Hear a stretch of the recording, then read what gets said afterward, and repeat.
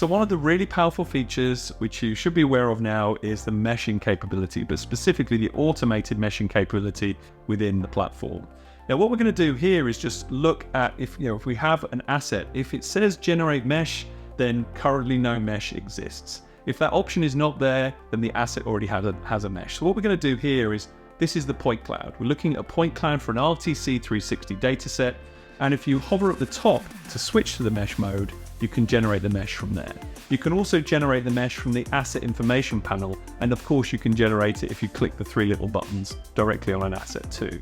Now, once you're ready, in this situation, this is an RTC dataset, we would just choose that and we would press mesh and it would go off and it would automatically create that asset. It would take minutes or hours depending on the amount of data, and then we would end up with a final result.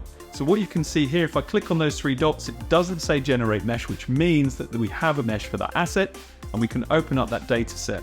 And I just want to highlight and reiterate again that this is streaming real time directly into your browser, and you can see the level of visual fidelity that we're able to achieve with the meshing within Reality Cloud Studio.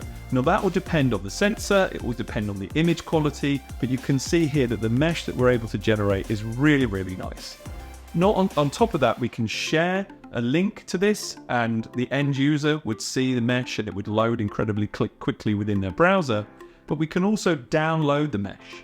So we can download an OBJ file and we'll add more file formats in the future, and then that asset can be used in other applications. So that really highlights the power of meshing within Reality Cloud Studio.